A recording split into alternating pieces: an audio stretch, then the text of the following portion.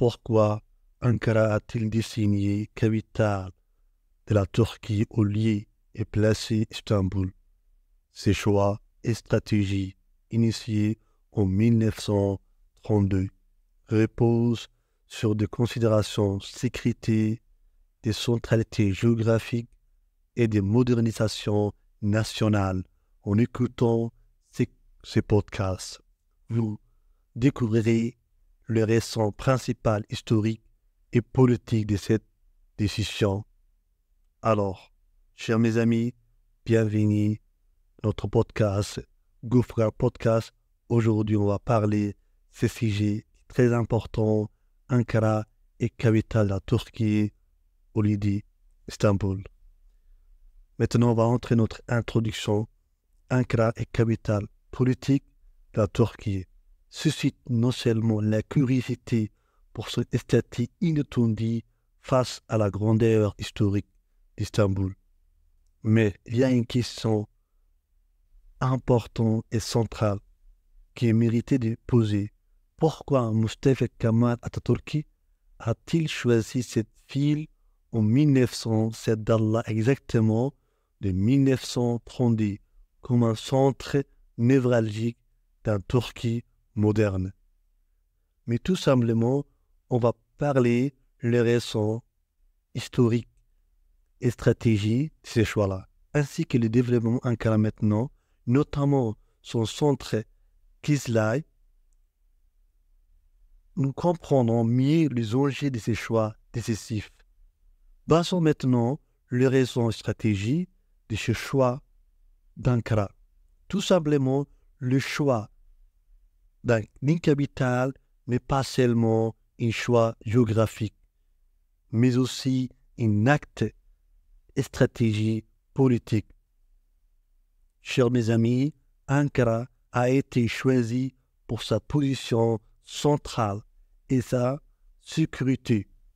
Tout simplement, en fait, située à plus de 300 km de la mer, mais elle était moins vulnérable aux attaques étrangères. Par exemple, je vous donne un exemple, 60% des territoires voisins d'Ankara étaient bien moins exposés que le côte Istanbul. Cette localisation centrale permet non seulement aussi une gestion plus équilibrée de toutes les régions du pays, contribuer à un sentiment d'unité nationale qui est très important, mais aussi ces choix et stratégies a été officiellement 1923, qui est une date clé lors de la fondation de la République de la Turquie. Passons maintenant Istanbul, une capitale historique mais fragile. Tout simplement, chers mes amis, pour bien comprendre, Istanbul, malgré sa grandeur, présentait des fragilités que la Turquie ne pouvait pas ignorer. Istanbul est ancienne capitale des empires byzantins, ottomans, mais reste des symboliquement puissance, mais cependant, elle était trop proche de la frontière avec la Grèce, créer une vulnérabilité stratégique. Voilà une raison capitale. Tout simplement, je vous partage une idée très importante. Par exemple, environ 55% des zones côtières de la ville étaient sujets des risques d'invasion maritime. Un défi majeur pour le nouvel Turquie en équilibre de stabilité, on va vocaliser la sécurité nationale et la préservation de l'indépendance était une chose priorité pour le Atatürk. Maintenant, on va intéresser la fondation et la création Ankara comme une symbole de modernité. Pour Atatürk, une nouvelle capitale signifiait un nouvel départ. Ça, c'est très important. Loin des ce qu'on appelle des traditions impériales.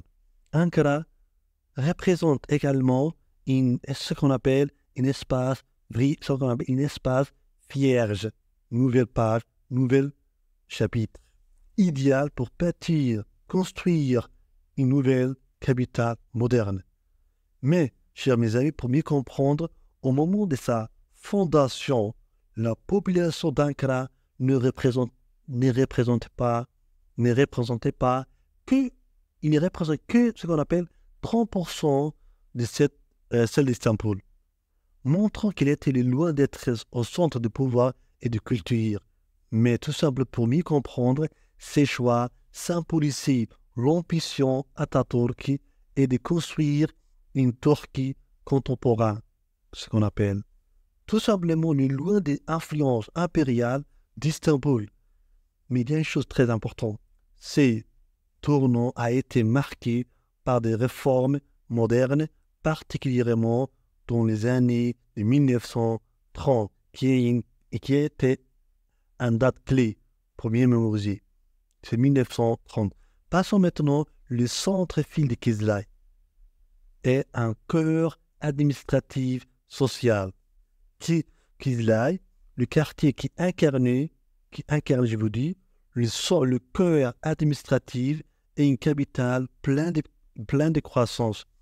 Kızılay est devenu le centre dynamique d'Ankara, avec des bâtiments gouvernementaux, des marchands, ce qu'on appelle des marchés, des infrastructures modernes. De plus 47, je vous dis, c'est très important ce pourcentage-là, plus de 45% des bureaux de gouvernement, ils sont cités et consolidés ce qu'on appelle son rôle administratif de la Turquie. Ces quartiers incarnent le dynamisme de la capitale, attirés de chaque jour des millions de fonctionnaires, d'habitants et de tourisme. Kızılay est devenu un symbole d'expansion d'Ankara depuis les années 1930. Passons maintenant le développement économique et culturel d'Ankara. Tout simplement, Ankara est capitale d'une nation en croissance. C'est forger une identité culturelle et scientifique. Maintenant, la croissance Ankara s'est accélérée avec des investissements dans les infrastructures et l'éducation aussi. Je vous donne, chers mes amis, par exemple, la ville a une augmentation de 70% de ses universités et des centres de recherche depuis 2000. Transformer Ankara une bolle intellectuelle et scientifique. Cette dynamique illustre comme la ville s'est développée pour soutenir une vision de Turquie moderne. Je vous dis une chose, j'aimerais partager une chose, la création des instituts comme l'université Ankara en 1946 témoigne cette transformation. Passons maintenant à ce qu'on appelle la perspective Ankara par rapport à Istanbul. Aujourd'hui, Ankara et Istanbul sont les deux visages de la Turquie, République de Turquie, centre entre administration et culturel. Pour de nombreuses Turquies, Istanbul reste le centre culturel et économique. Cependant, Ankara ainsi s'est forgé une identité unique.